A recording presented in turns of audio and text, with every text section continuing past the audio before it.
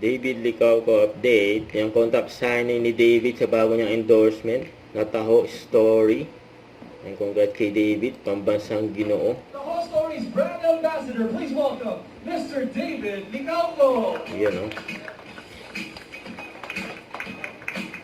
Let's make some noise for Sir David. Sir, welcome here to San Nakabarang pa si David, oh.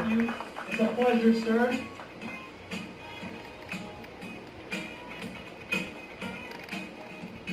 Mr. Licauco, all eyes on you. Thank you so much for gracing us here in this event. Yes, as you can see, these are all Pambansang Ginoo. Alright. Yan, no? So, pause muna tayo sa media. Well, I'm sure many of the guests And here are wanting to find David. out more about yung partnership with the whole story and Sir David. So we just like to ask them some... May sarap pa nga ng kain ni David nung taho.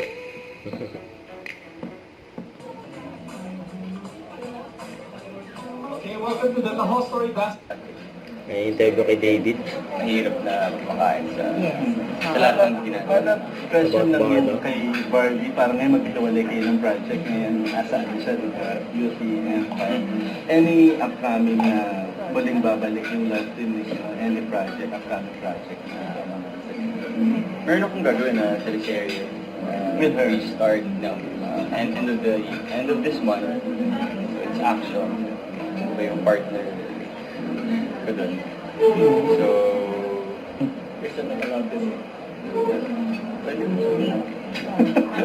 pwede. Sabi ng, hindi pa na-recording.